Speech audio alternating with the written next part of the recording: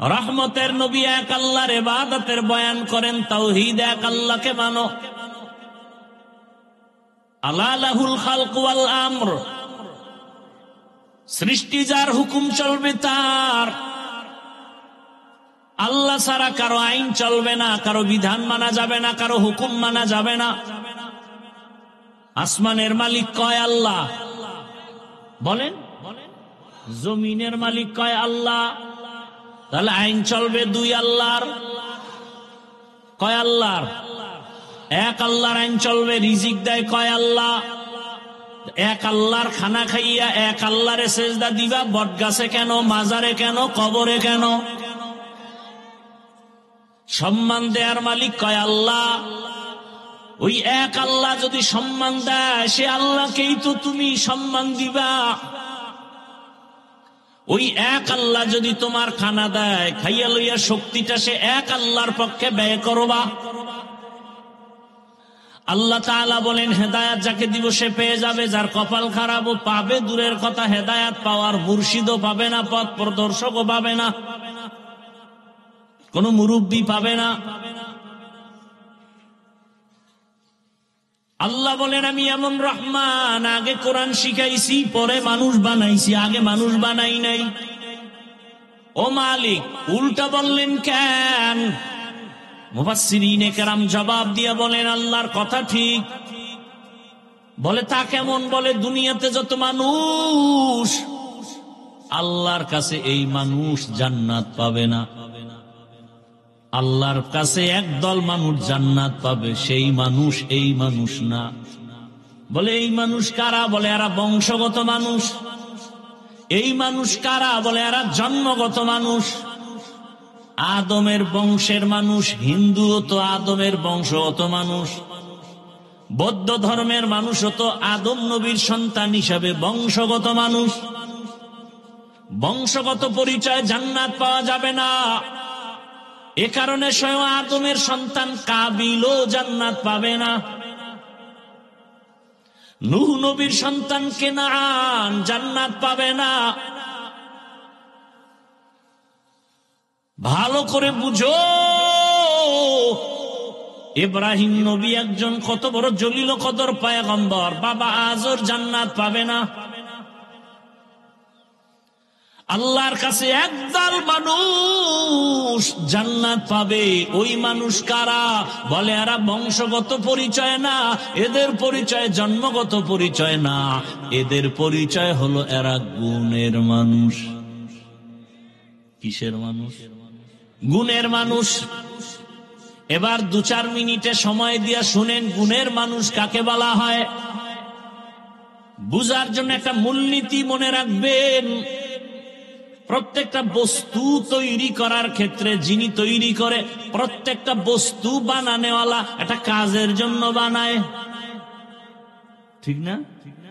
বলে এই যে মাইকে কথা বলি, মাউথ দিয়া কথা বলি, মেশিনের সাহায্যে, ইউনিটের মাধ্যমে হর্ন থেকে কথা বের হয়। কথা হলে এই মাউথ বানানেওয়ালা পুরা সেটআপটা এরা বানাইছে। কেন বানাইছে? বলে একটা কাজের জন্য। কাজ কি? বলে আওয়াজটাকে দূরে সরাবে, দূরে সরায় দেওয়ার জন্য এই মাইক। যেই বস্তুটা যেই কাজের জন্য বানাবে, ওই কাজটাই হলো ওই বস্তুটার গুণ। তাহলে মাইকওয়ালা মাইক বানাইছে আওয়াজ দেওয়ার জন্য, আওয়াজ দেওয়া মাইকের গুণ। বাতিওয়ালা বাতি বানাইছে কেন?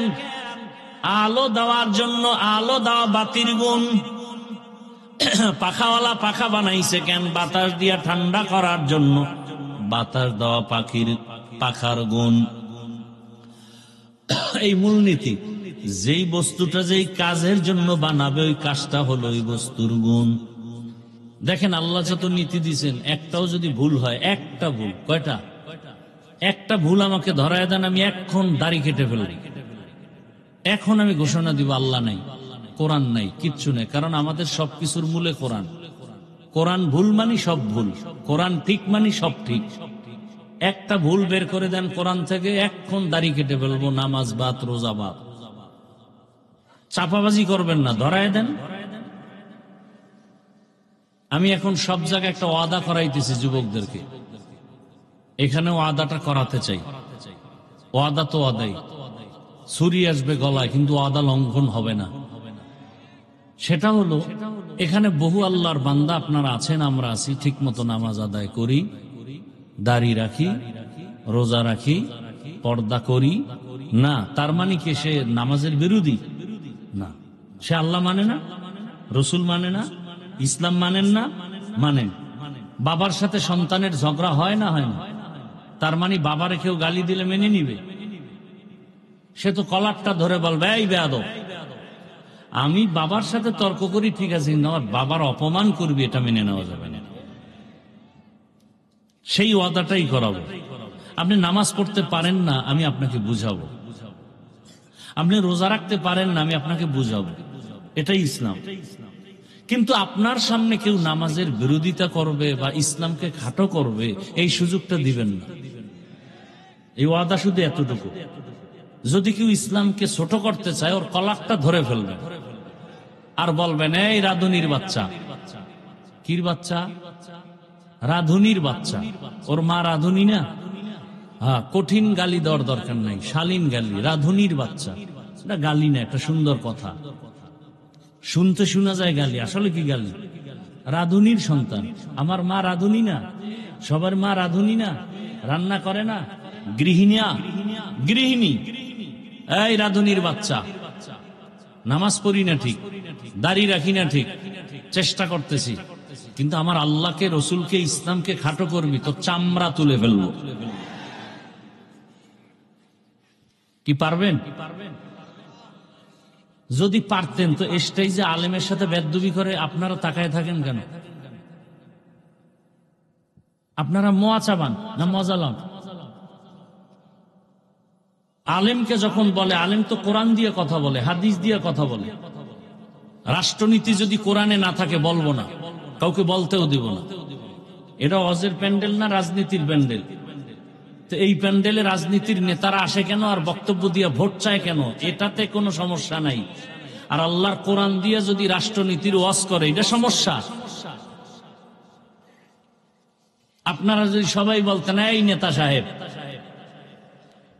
আপনার দাড়ি নেই, টুপি নাই, নামাজ নাই, আপনি ভোট চাইতেছেন পচা রাজনীতির, কিন্তু আলেমকে বাধা দিবেন না, খবরদার। কারণ আলেমের দ্বারা আমরা আল্লাহকে চিনছি, ইসলাম চিনছি, কালেমা শিখছি। অতএব আমাকে গালি দেন, আলেমকে গালি দিবেন, আপনার এখানে জনতার সামনে বিচার হবে, তারপর আপনার ছুটি। একদিন ধরতেন, গোটা দেশ ঠান্ডা হয়ে যেত, কোন বেয়াদবি করার সাহস পেত না। আল্লাহ হেদায়াত দান করুন। নামাজ পড়েন না, এজন্য বুঝাবো, দোয়া করব, কিন্তু নামাজের অপমান কেউ করবে, এটা মেনে নিবেন। ইসলাম ঠিক মতো আমল করতে পারেন না, ঠিক, বুঝাবো হাসি মুখে, পাও ধরে। ইসলামকে অপমান হতে দিবেন না। ইসলামের ওলামায়ে কেরাম, এদেরকেও অপমান করতে সুযোগ দিবেন না। আমার কথাটা কি কোনো দলীয়? হ্যাঁ, আমি ইসলামের সাপোর্ট করতেছি, ইসলাম আমার মূল।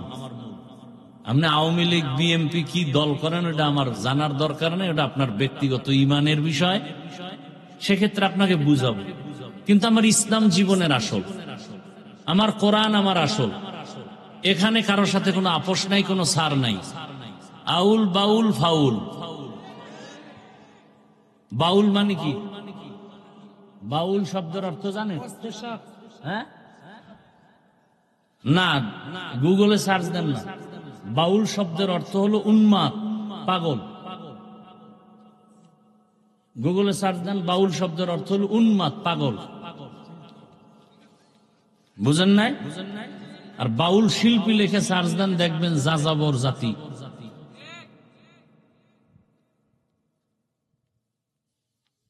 তাদের লাইনে তারা চলবে, কোনো দুঃখ নাই। কিন্তু যখনই আমার আল্লাহর উপরে কালিমা লেপন করবে, আর ছাড়বে।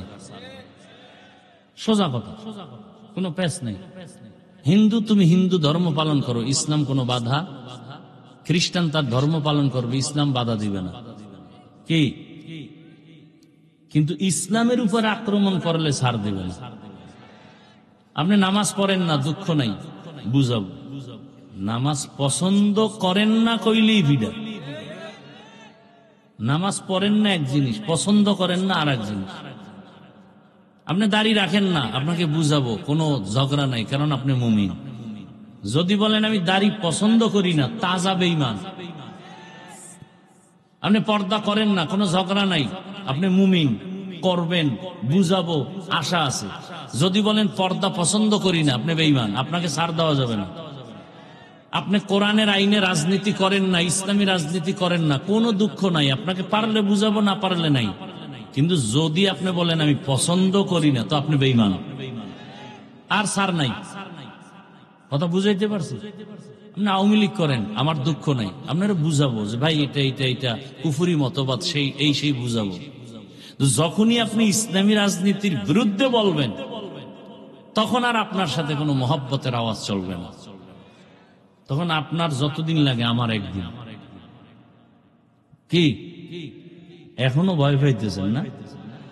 এখনো ভয় পান? স্বাধীন করছেন কি জুলাই? কি কসু করছেন? জুলাই স্বাধীন যদি সফল হয়, তাহলে বাবার সামনে মেয়েকে ধর্ষণ করা হয় কেন বলো? স্বাধীন যদি সফল হয়, স্বামীর সামনে তার স্ত্রীকে উলঙ্গ করে ধর্ষণ করা হলো কেন বলো? ব্যবসায়ীর উপরে হামলা কেন করা হয় বলো? বুঝা গেল সফল স্বাধীন হয়নি। নতুন করে প্রস্তুতি নাও, কাফনের কাপড় কিনো। সফল আরেকটা স্বাধীন করতে হবে, যেই স্বাধীন হবে চূড়ান্ত সফলতার স্বাধীন, আর সেই স্বাধীন হবে ইসলামের স্বাধীন। যে যত বাঁকা নজরে তাকানার যা বলেন, ইসলাম যতদিনে জমিনে কায়েম হবে না, ততদিন শান্তি আসবে না। আল্লাহর জাতের কসম, আসবে না। আপনি হাজার চেষ্টা করলেও হবে না। আপনার দরকার দুধের, গাভীর কাছে যাবেন না? দেখতে তো গাভী আর বলদ একই। বালতি ডালায় বলদের পিছে ঘুরলে দুধ পাবেন না মুত?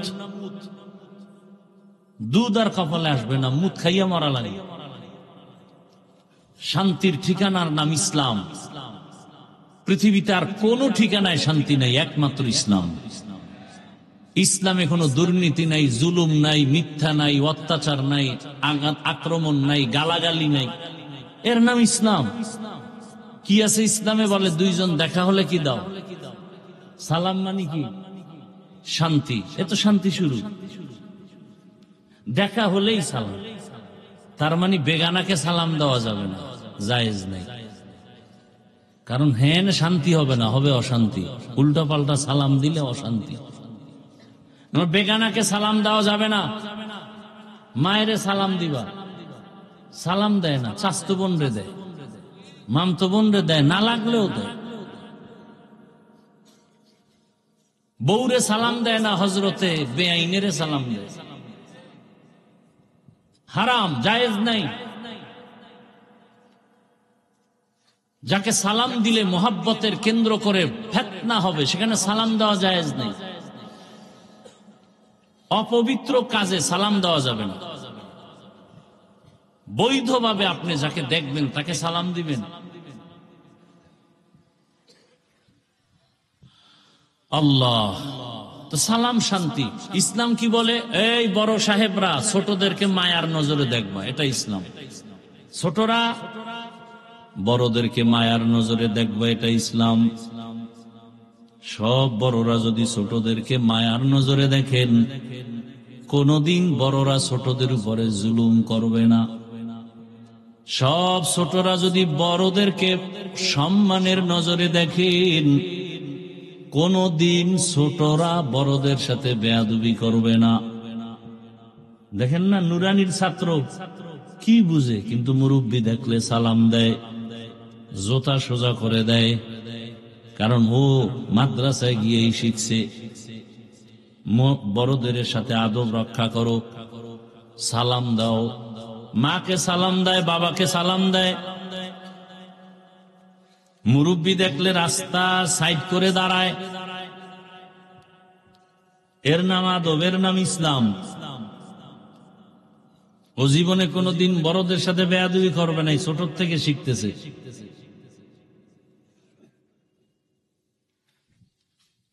আর শিক্ষা তো ওখান থেকেই পাইছে, শরআতে ওযু, শরায়াতে আল্লাহ।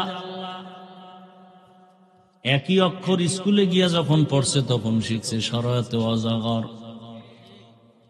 শরআতে আপা, ঠিক নেই? মাদ্রাসার ছেলে আম্মুকে বলে, আম্মু ওযু কি? কয় আজান দিলে ওযু করা লাগে, পবিত্র হওয়া যায়। বলে আম্মু শরায়াতে আল্লাহ, আল্লাহ মানে কি? বলে তোরে যিনি বানাইছেন, কথা বলাইতেছেন, সূর্য দেখো, আকাশ দেখো, এর মালিক আল্লাহ। স্কুলের বাচ্চা কয় আম্মু অজগর কি? এটা একটা সাপ, যারে পায় তারে মারে, গরম। ওই ভাবনাটা ভিতরে আসা মাত্রই সুকেশ ভাঙে, গেলাস ভাঙে, প্লেট ভাঙে। মাদ্রাসার ছেলেরা ভাঙে? ভাঙে না। একই অক্ষর, এখানে এসে শিখলো ওযু, ওখানে গিয়ে কি শিখছে? এটা কেন? বলে বাসে লেখা আছে ধূমপান নিষেধ, আছে না? এরপর কেউ ধূমপান করে? করে মানি টাকা না থাকলে ধার করে টানে। কন্ট্রাক্টর, হেল্পার, ড্রাইভার নিষেধ করলে ধোঁয়াটা আমার দিকে মারে, আর বলে আমার বাবার টাকা দিয়ে গুড় আনি। তোর কি? এই বিড়ি পান করার গোষ্ঠী, এদের পাশে দাঁড়াইলে নামাজি না হওয়ার কায়দা হয়ে যায়, আছে না নাই? দুনিয়াতে যদি বাজে কোনো কাম থাকে, বিড়ি টানা হইলে একটা বাজে কাম। যারে শয়তানে ধরে, ভাত থুইয়ে বিড়ি ধরে। কি এই বিড়িখোর আসেনি? অজের আগেও বিড়ি, অজের পরেও বিড়ি। চেহারাটার মধ্যে কি নূর, বিড়ির কারণে। ঠোঁট তো গোলাপের পাপড়ির মতো সুন্দর। কি বিড়ি টান্নেওয়ালাদের ঠোঁট কেমন? ওর কলিজাটা আরো কালো, ওর চরিত্র আরো কালো, ও তো আগুন খায়। হারাম কাজ। একটা লোক দাঁড়ায় যদি যৌক্তিক দলিল দিয়ে বলতে পারো যে বিড়ি টানলে একটা শারীরিক কোন উপকার, পরকালের তো সব টব নাই, ওই শরীরের কোন উপকার হয় কিনা বলো, আমি টানবো আল্লাহর কসম।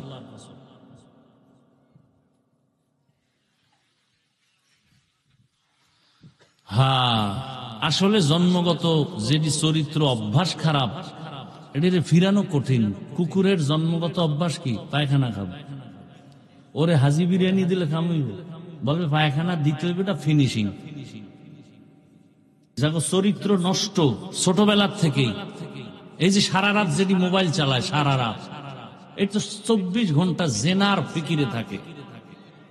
সারা রাত জেনা করছে না, মোবাইলে চোখের জেনা, হাতের জেনা, কানের জেনা, জবানের জেনা, অন্তরের জেনা। এখন এটা দূরের থেকে করছে, এখন কাছে পাওয়ার জন্য পাগল হয়ে গেছে। এই জন্য ধর্ষণ কেমনে করবে? শিশুর উপরে হামলা করে, কুত্তার উপরে হামলা করে, গরুর উপরে হামলা করে, কারণ চরিত্র পশুর থেকে খারাপ।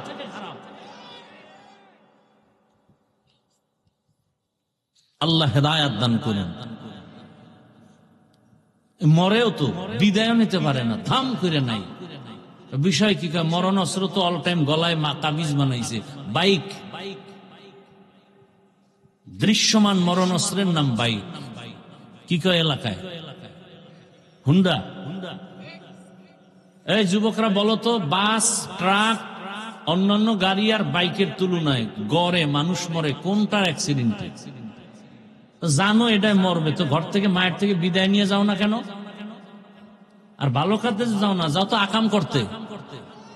ভালো কাজে গেলে তো না বরকত হইতো, বাইক টেলে তো দৌড় দিছ, আকাম করবি। তো বিদায় নিয়ে যাই ঘর থেকে, যে আর মা তোমার সাথে বিদায় নেওয়ার টাইম পাবো না, কখন গাড়ির নিচে হুন্ডা সহ চলে যাই বলা যায় না। জানে মরবে তাড়াতাড়ি, এরপর এটা নিয়ে মরে। মায়ের সাথে গালি, আমার বাইক কিনে দাও, তাড়াতাড়ি মরতে হবে, দুনিয়ায় বেঁচে থেকে লাভ নেই। আর যে যৌতুক খোরেরা আছে, এক বিয়ার উপটৌকন হিসাবে বলে একটা বাইক দাও, খায় পায়খানা, নাম দিছে উপটৌকন, হাদিয়া। যৌতুক হালাল না হারাম? যৌতুক যারা দেয় ওরাও জালেম, যৌতুক যারা নেয় ওরাও জালেম। এদের মতো ডাকাত, এদের মতো ইতর, এদের মতো ফকিন্নির বাচ্চা দুনিয়াতে আর কেউ নেই। এরা থার্ড ক্লাসের ফকিন্নি, যারা যৌতুক খায়, যারা দেয়, সবগুলো জাহান্নামী। এবং ওই সংসারে কোনোদিন শান্তি হবে না, হবে না, হবে না। যুবক কয়, আমি তো নিয়ত করছি খামু না, কিন্তু আব্বাই তো মান্নত করে বলাইছে, ওই পায়খানা খাবেই। আল্লাহ হেদায়াত দান করে। হায় হায়, রাগ করতেছেন আপনারা? এই কথাগুলো বলি কি আপনার সাথে আমার দুশ্মনী আছে? বরং দিল খুলে মহব্বতে বলি যে আপনারা ফিরে আসেন জান্নাতের পথে। আমিও জান্নাতে যেতে চাই, আপনাদেরকেও নিতে চাই। আল্লাহ আমাদের সহি বুঝ দান করে। আমরা বক্তা হইছি ঠিক, মানুষ হতে পারিনি। মানুষ হওয়া বড় কঠিন জিনিস। কাকে বলে মানুষ? আল্লাহ এই সূরার শুরুতে বলেন, আর রহমান আল্লামাল কুরআন খালাকাল ইনসান। জমিনের মধ্যে আল্লাহ মানুষকে সৃষ্টির শ্রেষ্ঠ মর্যাদা দিয়া পাঠাইছেন। পাঠাইয়া মর্যাদা দেন নাই, মর্যাদার সিদ্ধান্ত ফাইনাল করে এরপরে পাঠাইছেন। আল্লাহর কাছে মানুষ বড় দামি। নূরের সৃষ্টি ফেরেশতারাও দামি না, আগুনের সৃষ্টি জিনেরাও শ্রেষ্ঠ না। আল্লাহ পাক মাটির সৃষ্টি মানুষকে সৃষ্টির শ্রেষ্ঠ মর্যাদা দান করেছেন। মানুষ জমিনে আল্লাহ পাঠানোর পর তোমার এই শ্রেষ্ঠত্ব আর সম্মান নিয়ে যেন বেঁচে থাকতে পারো, এবং তোমার সম্মানের সাথে যেন তুমি কবরে যেতে পারো, হাসরে উঠতে পারো। আল্লাহ পাক ওই সম্মান ধরে রাখার জন্য দুইটা ব্যবস্থা দিয়েছেন। কয়টা? এক ব্যবস্থার নাম ব্যক্তি, আর একটা ব্যবস্থার নাম হলো কিতাব। ব্যক্তিদের মধ্যে শ্রেষ্ঠ ব্যক্তি হলেন রাহমাতুল লিল আলামিন, আর কিতাবের মধ্যে শ্রেষ্ঠ কিতাব হলো কোরআনুল কারীম। ব্যক্তিদের মধ্যে শ্রেষ্ঠ, হালকা আসতে, ব্যক্তিদের মধ্যে শ্রেষ্ঠ কে? এইমাত্র বলছি, কিন্তু 1 মিনিট হয়নি, এটা বলতে কষ্ট হয়। ব্যক্তিদের ভেতরে শ্রেষ্ঠ রাহমাতুল লিল, কিতাবের মধ্যে শ্রেষ্ঠ হলো কি? কোরআনুল কারীম। রহমতের নবী হলেন শ্রেষ্ঠ ব্যক্তি। কেমন শ্রেষ্ঠ? কিয়ামত পর্যন্ত আর কোন ব্যক্তির প্রয়োজন হবে না। মুহাম্মদের আদর্শ যারা ফলো করে চলবে, তারা দুনিয়াতেও বাদশাহ, পরকালেও বাদশাহ। ১,৫০০ বছর পরে আজ এই ময়দান সাক্ষী। দীর্ঘ সময় সেই জহুর থেকে মানুষ এখানে হাজির, আসর থেকে হাজির, উলামায়ে কেরাম বয়ান করতেছেন। একটু নাস্তারও আয়োজন নাই, আসা যাওয়ার গাড়ি ভাড়াও দেওয়ার কোনো চিন্তা নাই, বসার কোনো বিছানাও ভালো নাই। এরপরও আপনারা চুপ করে বসে আছেন। এতগুলো মানুষ দুনিয়ার লাইনে এক জায়গায় জমা করতে গেলে কত পেরেশান। নিয়ন্ত্রণের জন্য কত পুলিশ র্যাব লাগে। এখানে কোনো নিয়ন্ত্রণের জন্য প্রশাসন নাই। অন্য দুনিয়ার মজলিস এমন হতে গেলে কত খানা দেওয়া লাগে, নাস্তা দেওয়া লাগে। এখানেও কোনো টেনশন নাই। ১,৫০০ বছর পরে এতগুলো মানুষ কোন ব্যক্তির হুকুম ছাড়া, খাওয়ানোর চিন্তা ছাড়া, ঘুমের চিন্তা ছাড়া নীরবে চুপচাপ বসে আছে মাটির মধ্যে, ধুলা বালুর মধ্যে। এটা কেমন করে সম্ভব? মদিনাওয়ালার আদর্শ মানলেই সম্ভব। স্পষ্ট দলিল, এটাই ইসলামের পরিচয়, এটাই শান্তির মজলিস। ইসলাম পারে এটা, আর কেউ পারে না। গরিব একটা সন্তান বাড়ি কই জানে না, মসজিদের ইমামতির মুসাল্লায় দাঁড়ায়া আল্লাহু আকবার বলে হাত বাঁধে, পেছনের এমপি সাহেব হাত বাঁধে, এ কথা বলা যাবে না, তুই গরিব, তোর কথা আমি কেন হাত বাঁধবো। ও যখন রুকুর মধ্যে যায়, পেছনের হাজারো হাজারো মানুষ রুকুতে যায়। ও যখন বসে সবাই বসে, ও যখন দাঁড়ায় সবাই দাঁড়ায়। এটা দুনিয়ার কোন সরকারেও পারে না, ইসলামের দ্বারাই সম্ভব। দিনিয়াল ইসলাম দিনু মাওকাহু আরজু কুফরানান আফওয়ান ইনদাহু মুক্তাদায়া নবিয়ুন ওয়া সাহবুহু নুজুমুন লিল হিদায়া ফি জামাহু। ইসলাম সারা শান্তি কেউ দিতে পারে না। শান্তি আর সম্মানের জন্য আল্লাহ পাঠাইলেন রহমতের নবীকে মক্কা নগরীতে। এমন নাপাক সমাজ, বাবা তার কন্যাকে গলা টিপে জ্যান্ত দাফন করে মেরে ফেলে, নারী আর পুরুষ একত্রিত হইয়া উলঙ্গ বাইতুল্লাহর দেওয়ালটারে তাওয়াফ করে প্রদক্ষিণ করে। এতটা খারাপ সমাজ। রহমতের নবী আসছেন, আল্লাহর নবী সবার সাথে সুন্দর আচরণ শুরু করলেন। সবাই গালি দেয়, নবী সবার সাথে হাসি মুখে কথা কয়। কেমন মায়ার নবী আমার, জীবনে একটা মিথ্যা কথা বলেন নাই, গালি দেন নাই। হাজারো গালি শুনছেন, গালির জবাবও দেন নাই। দুইটা চোখ মোবারক গরম করে কোনোদিন কারো দিকে নবী তাকান নাই। নবীজি যদি চোখ গরম করে কারো দিকে তাকায়, সাথে সাথে পুরিয়া ছাই হয়ে যাবে। রহমতের নবীর চোখের মধ্যে এত পাওয়ার লাগানো। রহমতের নবী আমার আম্মা জান আয়েশা রাদিয়াল্লাহু আনহা বলেন, নবীজির ঘাম আমি বোতলে ভরে রাখতাম আর আতর হিসাবে ব্যবহার করতাম।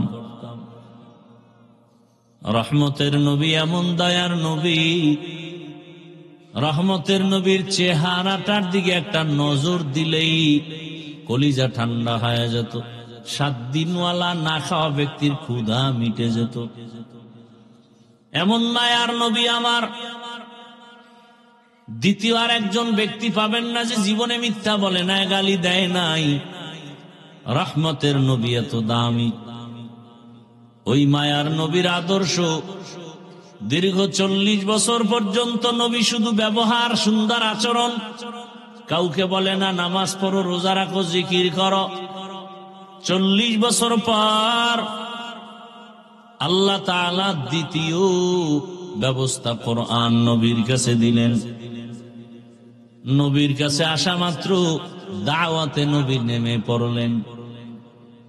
নবী দাওয়াত দেন, তোমরা সবাই এক আল্লাহর উপর ঈমান আনো, লা ইলাহা ইল্লাল্লাহ তুফলিহুন।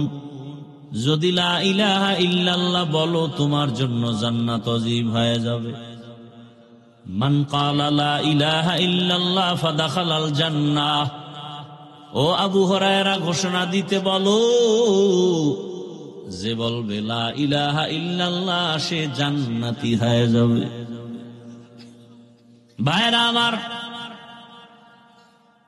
রহমতের নবী দাওয়াত দিতেছেন, এখন নামাজ, এক আল্লাহর ইবাদত। এতদিন নবী দাওয়াত দেন নাই, কোনো দুশ্মন নাই, এখন দাওয়াত শুরু হয়ে গেল, দুশ্মনীও শুরু হয়ে গেল। রহমতের নবী দাওয়াত দিতেছেন, সব আপন লোকেরা বাঁকা হয়ে গেল। কেমন বাঁকা? হাতের মুষ্টির মধ্যে পাথর নিয়ে কয়, রে মুহাম্মদ, যদি বলতে পারো আমার হাতের মুষ্টিতে কি আছে, আমি এখন কালেমা পড়ব। নবী বলেন, আবু জাহাল চাচা, আপন চাচা না, ডাক নাম চাচা। আবু জাহাল রসুলের আপন চাচা না। ডাক দিয়া বলে, চাচা বলতে পারলে কালেমা পড়বেন? বলে হ্যাঁ। কয় আমি তো বলতে পারবো না। কেন ভাতিজা পারবো না? কয় আমি গাইবের মালিক না। গাইবের মালিক কে? قل لا يعلم من في السماوات والأرض الغيب إلا الله। হে রাসূল জানায়া দেন, আসমানের বাসিন্দারা কেউ গায়েব জানে না, জমিনের বাসিন্দারা কেউ গায়েব জানে না। কে জানেন? ইল্লাল্লাহ, একমাত্র কে? কেউ জানে না, কেউ জানে না। ইল্লাহ, হ্যাঁ জানে আল্লাহ। আল্লাহ পাক তার কুদরতি ক্ষমতায় যেইভাবে গায়েব জানেন, এই ক্ষমতায় দুনিয়ার কেউ গায়েব জানে না। কেউ যদি ধারণা করে আল্লাহ ছাড়া আরো কেউ গায়েব জানে, ধারণা করার নাম শিরক। যারা ধারণা করবে তাদের নাম মুশরিক। আমান ইউশরিক বিল্লাহ ফাকাদ হারামাল্লাহু আলাইহিল জান্নাহ। যারা শিরিকের গুনাহ করবে তাদের জন্য জান্নাত হারাম। নবী বলেন, আমি বলতে পারি না, তবে একটা ইশারা দেয়, এই চাচা আবু জাহালের হাতে কি আছে একটা আওয়াজ দে তোরা। সাথে সাথে পাথরগুলো কালেমা পড়া শুরু করলো।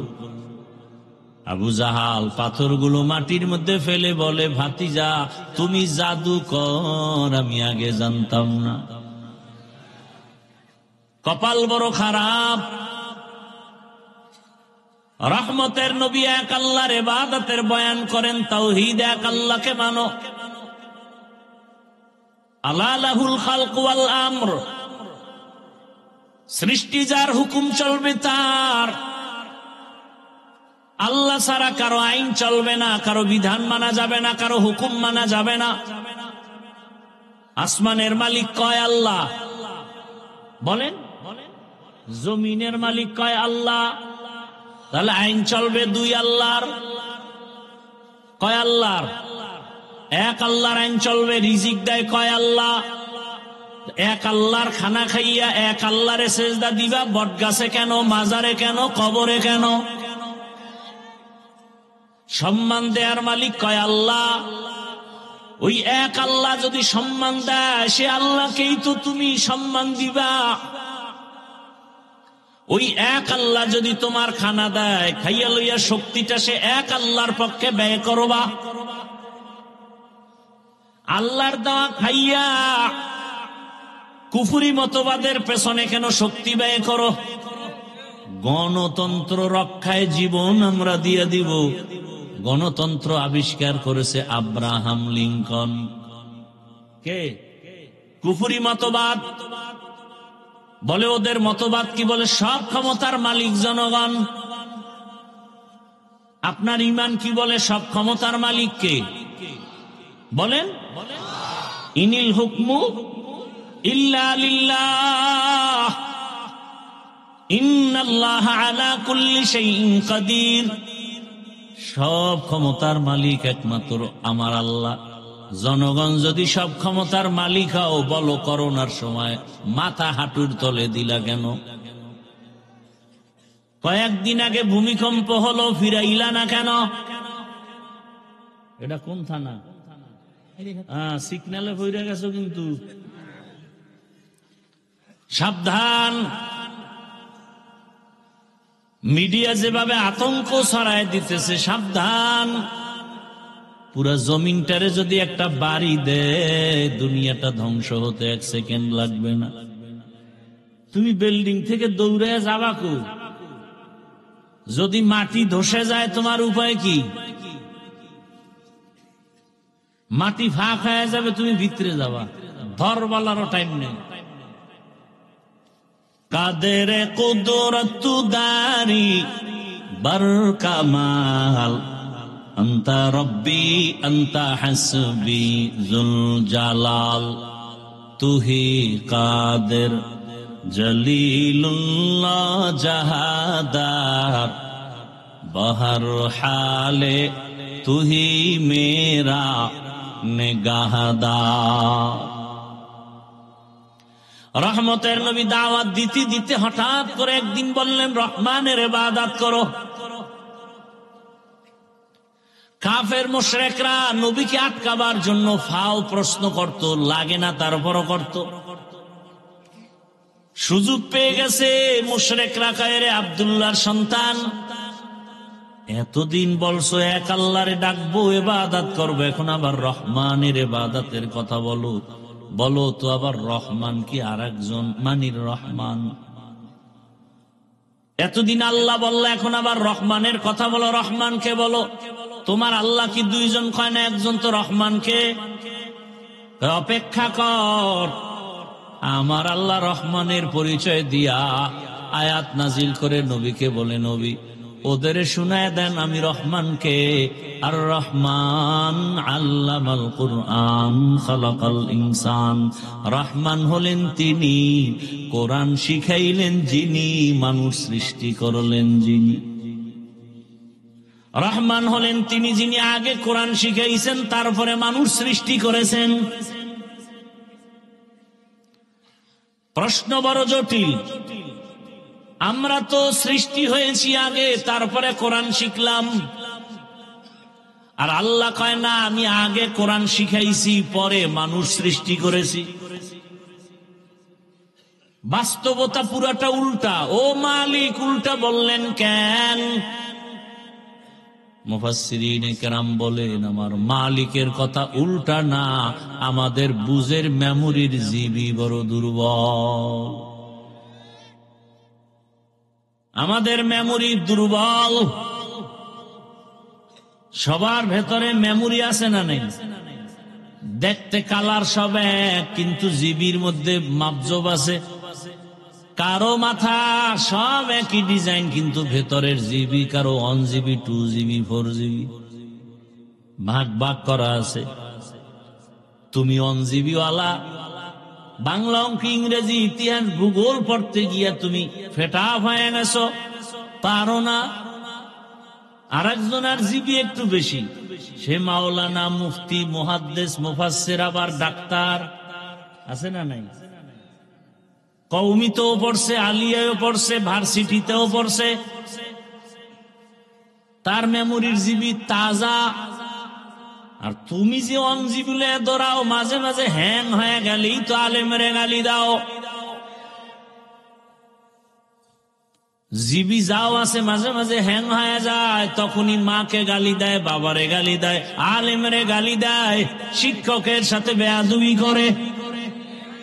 লিকুল্লি শাইইন জিনাতুন ফিল ওয়ারা ওয়া জিনাতুল মারই তামামুল আদাবি আজ খুদা কা হি মে তৌফিক আদব বে আদব মাহরুমে গাশত আজ ফজল।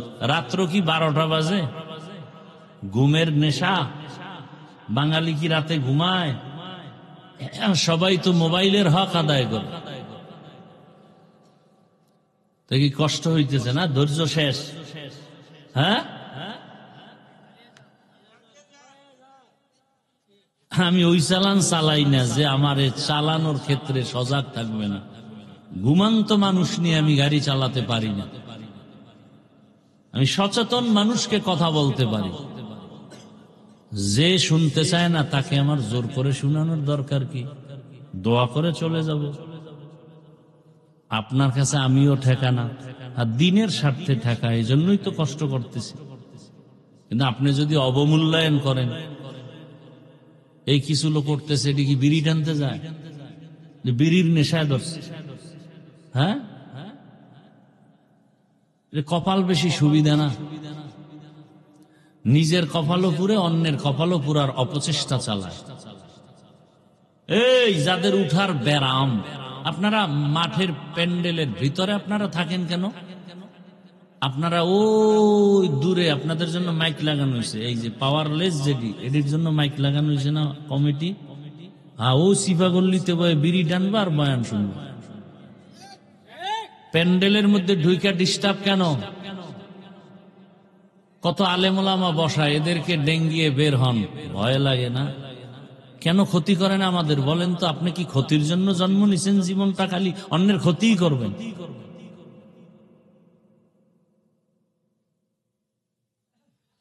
আল্লাহ হেদায়াত দান করুন। কপালে হেদায়াত না থাকলে কি করার? হেদায়াতের মালিক কে? কোন বান্দা?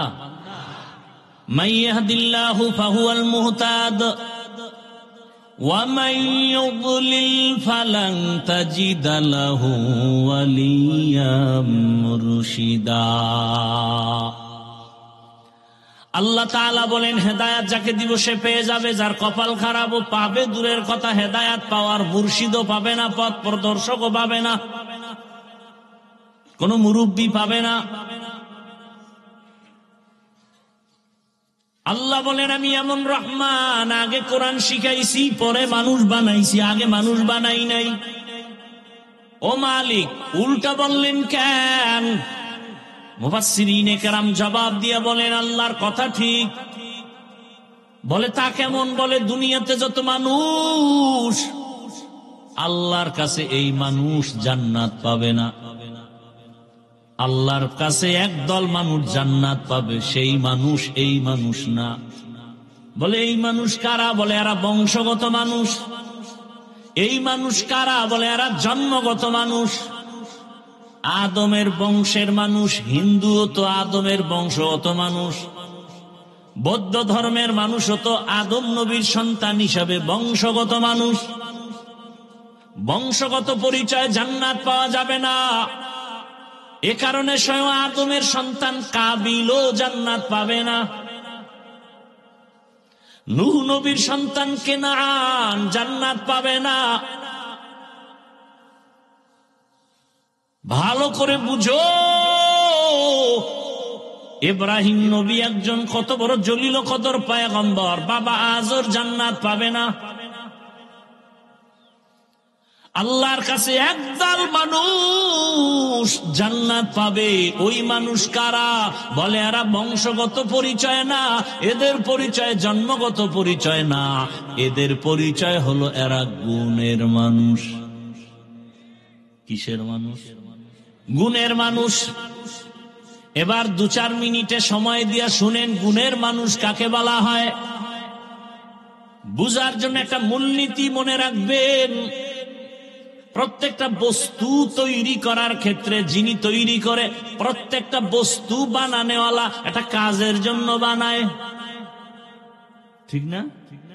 বলে এই যে মাইকে কথা বলি, মাউথ দিয়া কথা বলি, মেশিনের সাহায্যে, ইউনিটের মাধ্যমে হর্ন থেকে কথা বের হয়। কথা হলে এই মাউথ বানানেওয়ালা পুরা সেটআপটা এরা বানাইছে। কেন বানাইছে? বলে একটা কাজের জন্য। কাজ কি? বলে আওয়াজটাকে দূরে সরাবে, দূরে সরায় দেওয়ার জন্য এই মাইক। যেই বস্তুটা যেই কাজের জন্য বানাবে, ওই কাজটাই হলো ওই বস্তুটার গুণ। তাহলে মাইকওয়ালা মাইক বানাইছে আওয়াজ দেওয়ার জন্য, আওয়াজ দেওয়া মাইকের গুণ। বাতিওয়ালা বাতি বানাইছে কেন? আলো দেওয়ার জন্য, আলো দেওয়া বাতির গুণ। পাখাওয়ালা পাখা বানাইছে কেন? বাতাস দিয়া ঠান্ডা করার জন্য, বাতাস দেওয়া পাখার গুণ। এই মূলনীতি। যেই বস্তুটা যেই কাজের জন্য বানাবে, ওই কাজটা হলো ওই বস্তুর গুণ। ঘড়িওয়ালা ঘড়ি বানাইছে কেন? কোন কাজ? টাইম দেওয়ার জন্য, টাইম দেওয়া ঘড়ির গুণ। ভালো করে বুঝেন। তাহলে মাইকের গুণ আওয়াজ দেওয়া, বাতির গুণ আলো দেওয়া, পাখার গুণ বাতাস দেওয়া। যদি মাইক আওয়াজ সুন্দর করে না দেয়, এখানের সবাই বলবে মাইক ফেলে দাও, ভেঙ্গে ফেলো, এটা গুণের মাইক না। বাতি যদি আলো না দেয়, বলবে এটারে ভেঙ্গে ফেল, এটা গুণের বাতি না। যেই বস্তু যেই কাজের জন্য বানানো হয়, কাজ হলো বস্তুটার গুণ। মানুষ নামের বস্তুটা আল্লাহ বানাইছেন কোন কাজের জন্য?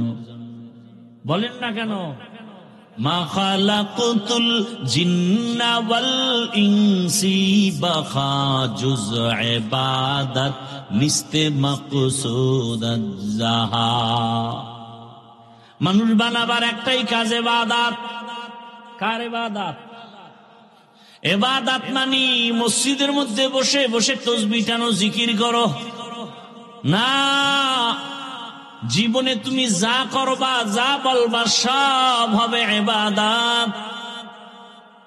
কান্না করো ইবাদত, ঘুমাও ইবাদত, হাসি দিবা ইবাদত, নামাজ পড়বা ইবাদত, ব্যবসা করো ইবাদত, চাকরি করো ইবাদত, কাউকে বন্ধু মনে করবা ইবাদত, কাউকে দুশ্মন মনে করবা ইবাদত। তবে বিনা শর্তে না, দুইটা শর্ত থাকলে হবে ইবাদত। এক নাম্বার, আমি যা করব, যা বলবো, সব আমার আল্লাহকে খুশি করার জন্য, রেজা বিল কাজা। আর আমি যা করব সব হবে মদিনার নবীর আদর্শ অনুযায়ী। নবীজির আদর্শ মেনে কাউকে দুশ্মন মনে করো ইবাদত, নবীর আদর্শ মেনে ব্যবসা করো ইবাদত, নবীর আদর্শ মেনে বাথরুমে যাও ইবাদত। আর রসুলের আদর্শ বাদ দিয়া নামাজ পড়বা, কাজে লাগবে না। নবীর আদর্শ বাদ দিয়া রোজা রাখলেও সওয়াব হবে না। একজনে মাগরিবের 3 রাকাত ফরজ নামাজে দাঁড়ায় কয় বেজোর পরে লাভ কি, আর 1 রাকাত বাড়াইয়া জোর বানায়া 4 রাকাত করি, আল্লাহ খুশি হবে। আল্লাহরে 2টা সেজদা দিলে বেশি আল্লাহ খুশি হবে। 4 রাকাত বানায় দিল মাগরিবের 3 রাকাতের, কত পরিমাণ সওয়াব হবে। কেন বলে নবীর আদর্শে নাই। একজনে 30টা রোজা রাখার পরে আবেগ বেড়ে গেছে, ও আল্লাহ পুরা বছর কেন দিলা না, একটাও ভাঙতাম না। যেহেতু দাও নাই, অন্তত ঈদের দিনটা রোজা রাখি। ঈদের দিন রোজা রাখলে কবুল হবে। কেন হবে না? কেন হারাম? হ্যাঁ, নবীর আদর্শে নাই। এজন্যই তো বলি রসুলের আদর্শ পারফেক্ট। দুনিয়ার সবার আদর্শ নাপাক, একমাত্র মদিনাওয়ালা রসুলের আদর্শই হলো পাক। নবীর আদর্শ পুত পবিত্র। ওই আদর্শ আজ আমার মধ্যে থাকার কারণে আমার সম্মান। ওই আদর্শ 1500 বছর পরে স্কুলের ছেলের মধ্যে আসার কারণে তারও সম্মান। ও আমার যুবক বাবারা, স্কুলে কলেজে পড়নেওয়ালা নামাজি কি কেউ নাই? ওর সম্মান কম। ডাক্তার, প্রফেসর, ইঞ্জিনিয়ার 5 ওয়াক্ত নামাজ পড়ে, দাড়িওয়ালা নাই। খুঁজিয়া দেখো, সম্মানেরও অভাব নাই। RAB, army, police, BDR, OC, DC, SP 5 ওয়াক্ত নামাজ পড়ে, সম্মানও অনেক। অনেক চেয়ারম্যান, অনেক মেম্বার 5 ওয়াক্ত নামাজ পড়ে। ও আমার কলিজার যুবক,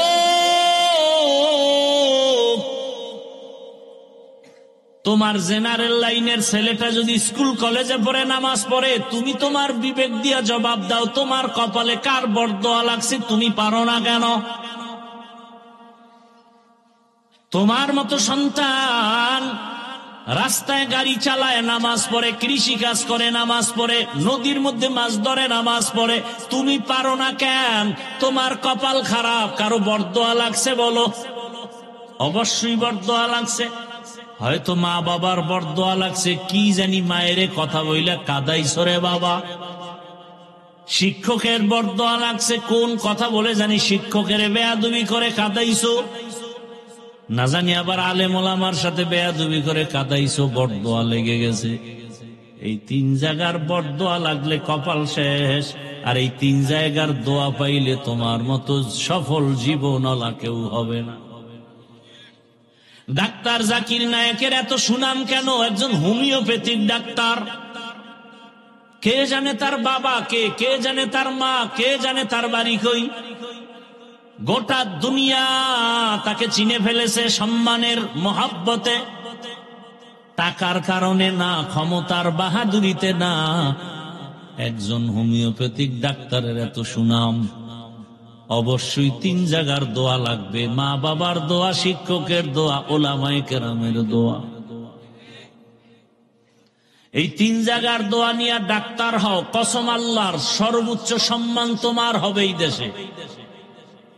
এই 3 জায়গার দোয়া নিয়ে তুমি ইঞ্জিনিয়ার হও, সর্বোচ্চ সম্মান। তিন জায়গার দোয়া নিয়ে তুমি প্রফেসর হও সম্মান, আর এই তিন জায়গার কোন এক জায়গায় যদি বেয়াদবি করে ডাক্তারও হও, তাসলিমা নাসরিনের মতো জুতার বাড়ি খাইয়া দেশ থেকে পালায়ে যেতে হবে। এমন পালান পালাবা যে লাশটাও জমিনে আর আসার কোন সম্ভাবনা নাই। হেদায়েতের মালিক আমার আল্লাহ। এতক্ষণ আমি আপনাদের কথা শুনাইলাম, কতটা কষ্ট হয় আমি বুঝি, কিন্তু একবারও বলি না আমার মতো হুজুর হও, টুপি লাগাও। ও এলাকার মা বোনেরা, আপনার সন্তানকে ডাক্তার বানাবেন, ইঞ্জিনিয়ার বানাবেন, প্রফেসর বানাবেন, এসপি, ডিসি, ওসি বানাবেন, তবে দাবি আমার ছোট, একটা বেয়াদব বানাবেন না। আপনার সন্তানের ব্যবহারে কোনোদিন যেন আলেম কষ্ট না পায়, শিক্ষক কষ্ট না পায়, মা বাপ কষ্ট না পায়। আওয়ামী লীগ করে কিন্তু বেয়াদবি করে না, এখনো সে শান্তিতে আছে না নাই? বিএমপি করে, কারোর উপরে জুলুম করে নাই, বেয়াদবি করে নাই, শান্তিতে আছে না নাই? মাদ্রাসায় টাকা পয়সা দান করে, হুজুরদের সাথে সম্পর্ক এখনো আরামে আছে। আল্লাহ দেখায় দেয় নবীর আদর্শই হলো শান্তির ঠিকানা। হুজুর হইলেই শান্তি, এটা কি কোনো গ্যারান্টি আছে? না। আমি হুজুর হইয়া যদি নবীর আদর্শ মতো না চলি, কপাল আমারটাও শেষ হয়ে যাবে। আর তুমি হুজুর না হইয়া জেনারেল লাইনে থাইকেও যদি নবীর আদর্শে নামাজ পড়ো আর কলেজে পড়ো, তোমারও দেখবা শান্তি আর সম্মান। ঢাকা কলেজে কত ছেলেরা ক্লাসে যায়, মাথায় পাগড়ি, বড় দাড়ি, বড় জামা, মনে হয় মসজিদের খতিব। একজনে জিগায়, ভাইজান কোন মসজিদের জুমা পড়ান? আমি আরবি পারি না। কত এই সুরত কেন? কই যান? ঢাকা কলেজে পড়ি। এই হালাতে? বলে হ্যাঁ। ক্লাসে কেউ কিছু কয় না? কয় কি কয়? শিক্ষক শিক্ষিকারা দোয়া করে পুরা কলেজের মধ্যে একটা ভালো ছেলে আছে। আমি বললাম মেয়ে নায়িকা আছে। মেয়েরা কি মাঝে মাঝে আড্ডাখানায় ডাকে না? বলে ডাকে। সবাই মিলে যাবে পার্কে, রিসোর্টে যাবে। তখন আমি কেমনে যাই? আমি ইস্তেগফার পড়তে থাকি। আল্লাহর কুদরত, আমার ক্লাসের একটা মেয়ে ডাক দিয়া কয়, ও আল্লাহর পথে আছে, ওরে সাইরা দে, ডিস্টার্ব করিস না, আমরা চল। বাস, আল্লাহ আমার পক্ষে একজন লাগাই দিছে। এভাবেই আল্লাহ বাঁচান। আপনি যদি নিয়ত করেন আমি হালাল খায়া মরবো, নাইলে না খায়া মরবো, হারাম খাবো না, একটু কষ্ট হলেও দেখবেন হালাল দরজা খুলে গেছে। আপনার তো সেই একই নেই, বরং মোটামুটি খাইয়াও আল্লাহরে গালি দেয়। শুকর নাই। এরে আম্মা জানেরা, আপনাদের মতো কত মা কত বোন এই এলাকায় আছে, এখনো পর্দা করে, নামাজ পড়ে, মোবাইলে সময় নষ্ট করে না, স্বামীর মাল খেয়ানত করে না। আপনারা কেন পারবেন না? এই স্টেজের ভেতরে কয়েকটা ছাত্রের মাথায় পাগড়ি দিলাম, এরা কোরআনে হাফেজ। এদের মা বাবার জীবনটা কতই যে ধন্য। আপনি যদি একটা কোরআনওয়ালা ডাক্তারের মা হইয়া কবরে যেতেন, আপনি যদি আপনার সন্তানটাকে কোরআন পড়াইয়া ইঞ্জিনিয়ার বানাইয়া কবরে যেতেন, আপনার জীবনটা ধন্য। আপনার সন্তান ডাক্তারিও করত, রোগীও দেখত, কোরআন তেলাওয়াত করত, নামাজ পড়ে মা বাবার জন্য দোয়া করত। এমন একটা ডাক্তার বানায় যান, সুনামও হবে, দোয়াও হবে। এখনো সময় আছে, তওবা করেন। মনটাকে আমার আল্লাহর দিকে ঘুরাইয়া মনে মনে বলেন, হে আল্লাহ, জীবনে মনের আশা পূরণ করতে গিয়ে কত গুনাহ করেছি। ও আল্লাহ, আর গুনাহ করব না, নামাজ ছাড়বো না, বেপরদায় চলবো না, মা বাবার দোয়া নিয়ে চলবো, স্বামীর মাল হেফাজত করব, মোবাইলে সময় নষ্ট করব না। ও আমার কলিজার যুবক বাবা, জীবনে তো কম দাড়ি কাটলা না, কম বেপরদায় চললা না, পার্কে কম দৌড়াইলা না, সারা রাত মোবাইল তো কম চালাইলা না, এখনো কি আশা মিটে নাই? আর কতবার দাড়ি কাটলে তোর আশা পূরণ হবে, কতবার পার্কে গেলে আশা পূরণ হবে, কত রাত মোবাইল চালাইলে তোর আশা পূরণ হবে। এবং এটাও বল, তোর হায়াতের বাকি আছে কয়দিন? এমন একটা দিন নাই গাড়ির নিচে, পানির নিচে, ঘুমের বিছানায় যুবকের লাশ নাই। আজরাইল এসে যদি দেখে গানের তার লাগানো। আজকে একজনে দেখাইলাম গো, মাদ্রাসার লাইনে একটা ছাত্র, ছোট বাচ্চা, তাহাজ্জুদ পড়তে গিয়া মরে গেছে। দেখেন না, গতকালকের মনে হয় ঘটনা, পরশুদিন তাহাজ্জুদে দাঁড়াইছে ছাত্ররা, 2 রাকাত পড়ছে মনে হয়, এরপরই ওই নামাজ অবস্থায় ঢলে পড়ে গেছে, ছোট বাচ্চা। আর আপনার ছেলে আস্তা একটা পুরুষ, নামাজ পড়ে না, সালাম দিতে পারে না, আর নুরানি পড়ে, ছোট বাচ্চা, হেফজখানায় পড়ে। মাঝে মাঝে দেখি ভোর রাত্রে আমি সাহারি খাই, ওরা টোস্ট খায়, টোস্ট মাদ্রাসায়। আমি একদিন দেখি টুপি নেই, চুরি টুরি করতে উঠলো না, পরে দেখি ডয়ার খুইলা কি জানি খায়। হঠাৎ আমার মাথায় আসছে, ওহো আজকে তো রোজা, সোমবার, আমি সাহারি খেয়েছি, আমার খেয়াল না। পরে আমি দুপুর বেলা মাদ্রাসায় এসে খবর নিলাম, হেফজখানায় ভোর রাত্রে উঠছে কারা, শুনলাম প্রায় 30 জনেরা রোজা রাখছে টোস্ট খাইয়া। এই ভোর রাত্রে আরে ভাত দেবে কে? মাদ্রাসায় 300-400 ছাত্র, বাবুরসিরা পাকাইতে পাকাইতে বেতাল, এই সাহারি কে পাকাইবে? কেউ পারবে না। কারণ ওরা, আমি কোনোদিন বলিও না, ওরা নিজেরা টোস্ট খায়, বিস্কুট খায়, মুড়ি খায়, এ খায় রোজা রাখে। পরে বললাম, সাহারি যেহেতু দিতে পারবেন না, অন্তত ইফতারির খরচটা সব আমার, 12 মাস সব ছাত্রদের। কোনোদিন বলি না যে আমি রোজা রাখি তোরা রাখ, কোনোদিন বলি না। আর আপনার ছেলে বুড়া ভাম, রমজানে রোজা রাখতে পারে না, চেহারা নষ্ট হয়ে যায়। কুলাঙ্গার বাফে কয় চেহারা নষ্ট হয়ে যায়। তো সারা রাত মোবাইলে আকাম কইরা যে চেহারা শেষ হইছে, এইবার কোন মেডিসিন দিয়া ভালো করবা? কুলাঙ্গার বাবা যান।